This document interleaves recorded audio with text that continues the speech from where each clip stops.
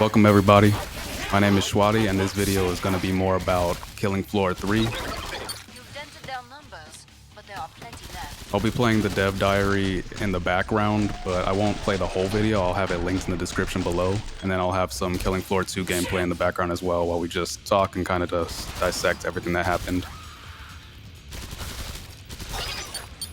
I'll be talking about comparisons to Killing Floor 2 just because I have a lot of experience with that game. I personally have never played Killing Floor 1, so I can't really speak on it, but I have seen some video gameplay of it, and it looks great. It definitely has a lot of the dark tone that a lot of the fans were looking for. I will pretty much just talk about the things that I hope to see in Killing Floor 3 and just about how things have changed since the beta to basically now. And then I'll talk about just things that I hope they bring into it that came from Killing Floor 2 that I haven't really heard anything about, but just things that we'll get into and I'll show in the gameplay of Killing Floor 2 as well. So without further ado, let's get into the video. Feel good?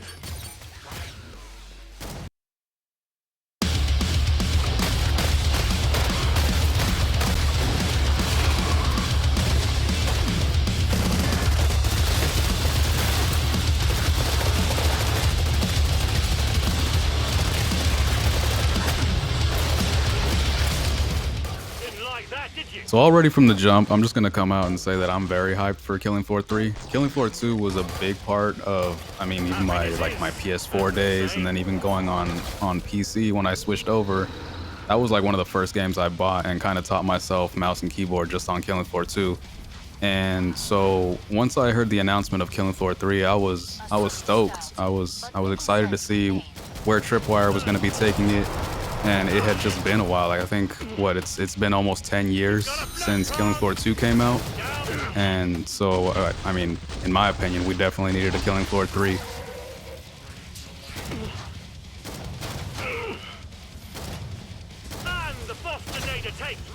Even with a lot of the hate that the beta was getting at the time, I was still very optimistic for the game. I knew that the game was going to come out later, so I knew like things typically change from beta to actual release. So I try to keep an open mind with it, but I was also leaning more to the optimistic side of it, glass half full, I guess. But just seeing how Tripwire just basically listened to the community and took all the feedback, was like, you know what, we're going back to the drawing boards, and then made a bunch of changes that the fans were requesting that the community asked for. It was just amazing. Like I'm even more optimistic for it even like now compared to before. And I was already optimistic to begin with, like I said. But just the fact that they really listened to the community and they showed the actual changes that they were making. They weren't being quiet about it. They weren't like, all right, we hear you guys, but yeah, you guys will see it at the end once it comes out. They were actually showing screenshots. They were showing gameplay of all the changes they were making based on that feedback. And it's just nice to see when a developer and the company in general just listens to their customers, I guess, you know? They're also gamers just like us, and they want to make a good game. Post-apocalyptic world where people are just barely hanging on in society, we found it to be a little bit more interesting to go dystopian. How can we take the dystopian, monolithic, brutalist shape language of Horzine and take that shape language into Zeds? I've got a lot of history with the game, from working with Killing Floor 1 to working with Killing Floor 2, coming from the community and understanding what made those games special. So I know one of the biggest pieces of feedback that came from the beta itself, from the community, was that they didn't really like that it didn't seem very Killing Floor, I guess. It wasn't as dark or as gritty as the past entries into the series. Some people were saying that they just felt like they were playing Call of Duty Zombies, not very horror-like elements, and the maps were too bright, and just different things like that. And clearly you can see here they definitely wanted to listen to that feedback. They wanted to take it back to the roots of Killing Floor 1 and Killing Floor 2 to see what made them special.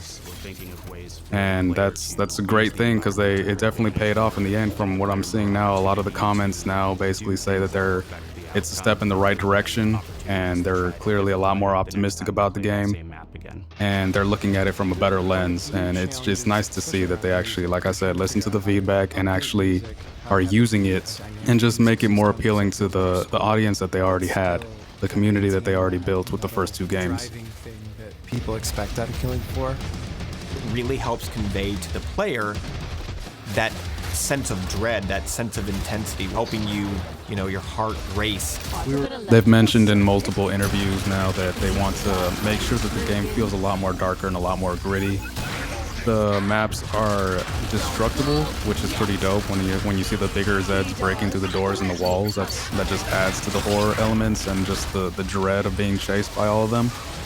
There's a lot more traps that are being used now. They were kind of testing them in Killing Floor 2, and now it seems to be something that they actually wanted to develop a little more. And now, from what it looks like, there might be traps on every single map that are going to be coming out in Killing Floor 3. They even mentioned that there's going to be Easter eggs, both audio and visual Easter eggs that are going to be in a lot of the maps, that if you go as far as turning down the music in the maps when you're actually playing them, that you'll be able to hear just the different ambience in the city streets. For example, that's one of the maps. You can hear gunshots in the background, people yelling. You might even be able to, like, I would assume, let's say there's like a police car, you might be able to hear some radio chatter. And they said some of those could contain Easter eggs for possible new maps in the future, or where they might be taking the game with new Zeds, new weapons, different things like that. They said to really try and pay attention. So I'm pretty excited about things like that. I personally like looking for things when I'm playing games, or I don't know, solving puzzles to get collectibles. All that stuff is just an added element to the game that doesn't necessarily have to be there. Not everybody has to do it, but if it is there, it is something that I like to do while also just having fun going through waves and waves of Zeds. It's always fun to look for collectibles, and that's actually one of the things that I'm hoping will be coming to Killing Floor 3. I haven't really heard anything about it. If it has been mentioned, I completely missed it. But I always liked finding the little collectibles that were on all the maps in Killing Floor 2, just to shoot them. And I mean, it's nothing big, it's nothing major, but it was always something fun that I liked to look for every time I would get into a new map. I'd just be looking around. So seeing that in Killing Floor 3 would definitely be special.